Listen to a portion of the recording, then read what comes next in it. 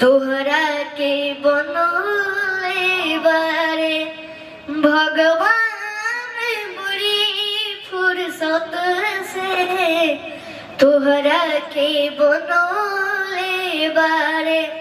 और इसमें जो अंदर में जो लाइन है, होठवा तोहार जैसे भोर के किरनिया, आँखियाँ में प्यार के समाइल बदुनिया।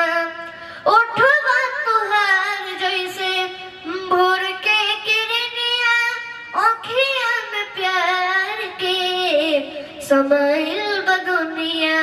बिंदिया बुझाला ऐसे जैसे चांद सजोले बारे, बिंदिया बुझाला ऐसे जैसे चांद सजोले बारे।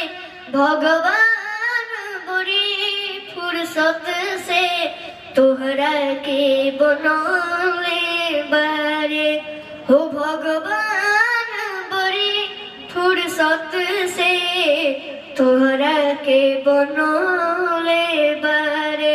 हमरे खातिर तोहरा के दुनिया में भेजले बारे, हमरे खातिर तोहरा के दुनिया में भेजले बारे। भगवान बुरी फुर्सत से तोहरा के बनले बारे। एक बार जोरदार ताली होना चाहिए मेरे लिए।